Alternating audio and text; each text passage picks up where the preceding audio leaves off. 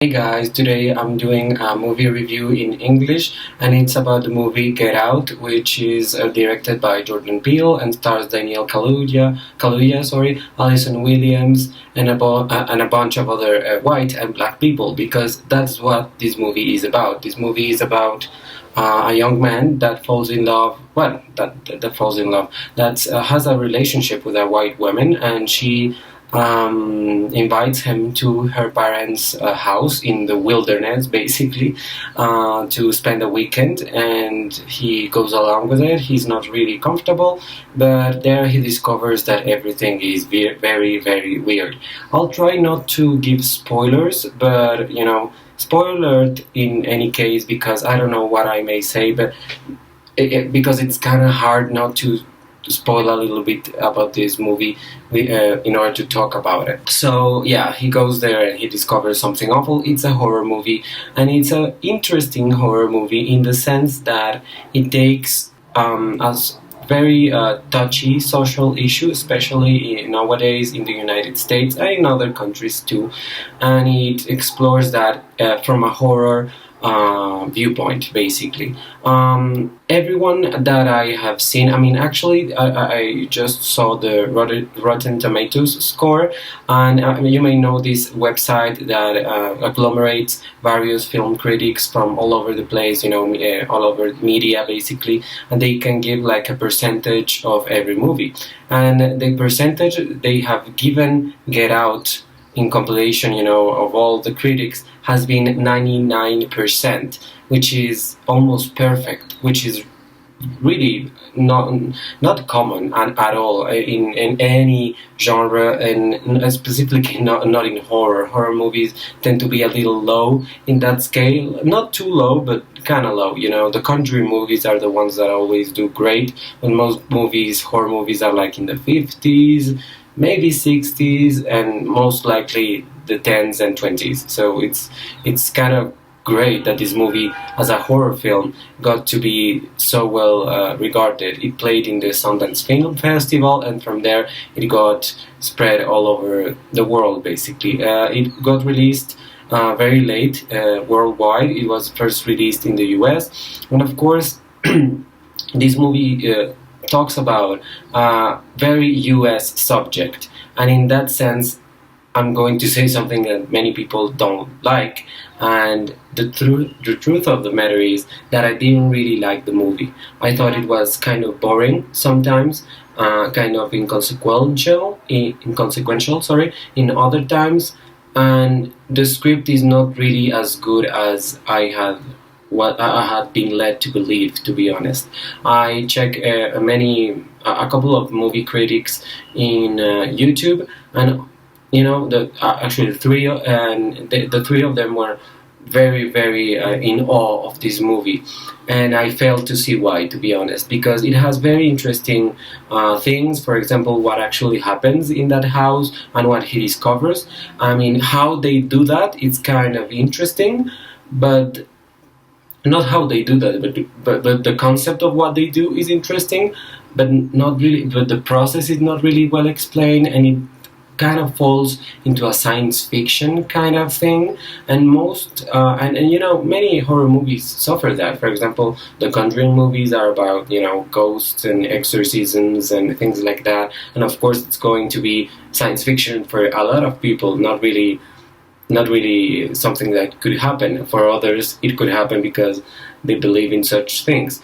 But I think that the thing with those things is that when they tell you, okay, movie about exorcisms, tell me the genre, you're going to say horror. But if you say something like essence transfer, basically, you're going to say it's science fiction. Actually, essence transfer is something that like mutants in X-Men can do and things like that. I don't think I've spoiled the movie for you. Sorry. And haven't you seen this movie by now? If you're in the US, you have seen this movie by now. If you're not, well, whatever. Rented on Netflix. Actually, I don't advise you to go to a movie theater to see this. I understand why it's so important in the United States to see this movie, because it talks about a race issue that it's very common in the United States, and you have a big racism thing going on in the United States. And I don't say that in other countries it doesn't happen, but the specificity about how it happens in the United States, it's what plays in this movie. And it's very interesting that actually the lead actor is not even an American, U.S. American, but he's British actually, I think, and he has a great accent. I mean, that's very great, but I think the pacing is going too fast. Everything happens way too fast. I mean, it's good when things happen fast, but not too fast that you don't understand why he's even there. Of course, in horror movies, every person makes a mistake, and he makes the mistake of going after his girlfriend basically.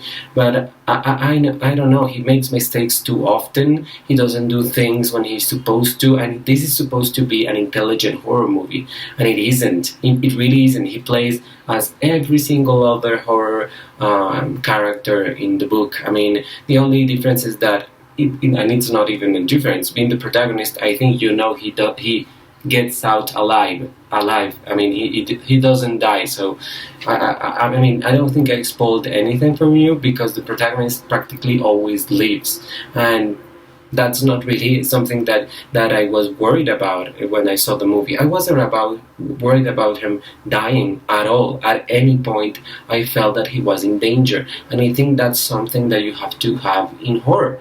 I didn't feel he was endangered in any moment. I mean, yes, some things that happened around him were really strange, but I never thought, oh my god, this is the moment he dies. Oh fuck.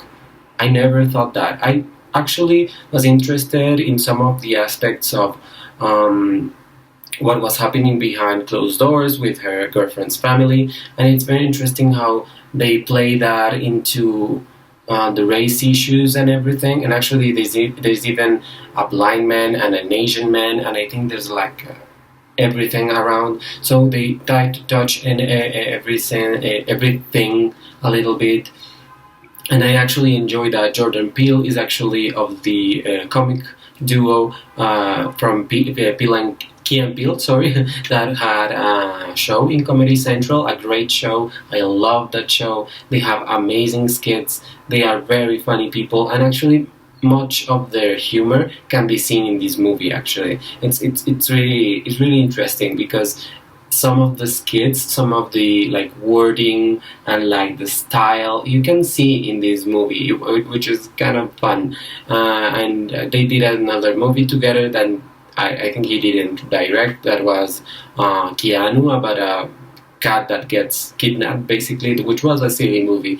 But you could see that humor there too, that like comical style that you can see here in some parts. The acting in general, I mean, the protagonist Daniel Kaluuya is the one it's a standout, if you will. He's good at it. He's not surprising at all. I mean, many people are like, oh my god, he's the best thing that has ever. No, he's not. I mean, you want to see a black man doing great job, then applaud Denzel Washington for everything he does, or watch Chadwick Boseman do everything he does, or watch Michael B. Jordan. I mean, those are really great acting actors basically.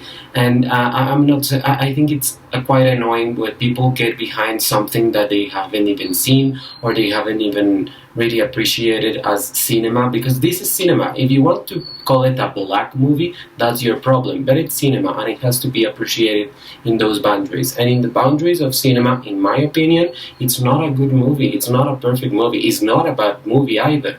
It's not awful. It has very interesting visuals. It has I told my mom when I was watching it that it resembled a lot like Under the Skin with Scarlett Johansson. I loved that movie. That movie was insanely good. The visuals and the comparison I do between those movies is that Under the Skin, first of all, Under the Skin was absolutely underappreciated. But besides that, its dialogue, it's minimal, and the style is all around the movie.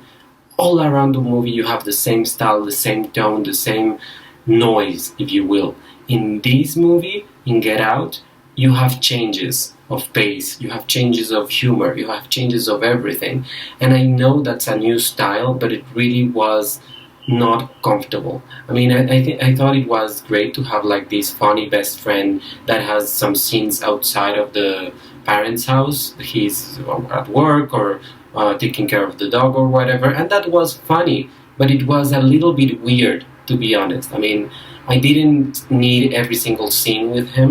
It was a little bit just to make it funny, and I didn't need that. I thought that, I mean, he was one of the best characters for sure, but he wasn't needed in the movie actually to explain whatever that was happening with these people. So I mean, I think the idea is very, very good, but I think the execution is not really that great. I wasn't overwhelmed. I wasn't surprised by this movie as much as I thought I would be. I mean, I had read so many reviews, so many videos. I had expectations about this movie, and I was really disappointed at the end of the day because it's not what they promised it to be. It's not that this surprising new movie that it's going to change everything for horror and for black films ever. Not really. This is not the movie. I'm waiting for Black Panther to do that. I'm waiting for many movies to do that. Fences was an amazing movie. Hidden Figures was an amazing movie. And I hate when people qualify things according to their race or their gender. A women's movie, a black movie, a gay movie. Fuck that. I mean, I'm fed up with that. And I'm sorry, but if you want to see great movies, there are great movies for everyone and about everyone. And this is the moment in Hollywood in which all those things are happening. So let's appreciate the actual good movies, and let's not get carried away by movies that seem new but are not really new. I think Jordan Peele has a great career in front of him. He has already signed for a series of shows or something in HBO, like an anthology series. I don't really know what it is about, but I hope he does great because he's a great comedian. He has a great wit, and I hope he employs it better in his future project, and that he collaborates with someone else to do the screenplay, to be honest, because I wasn't that blown away by the screenplay. Sorry, not sorry. Thank you so much for watching this video. Please like the video, subscribe to my channel, share this video all over the place, and let's get to those 100 subscribers very soon. Thank you so much.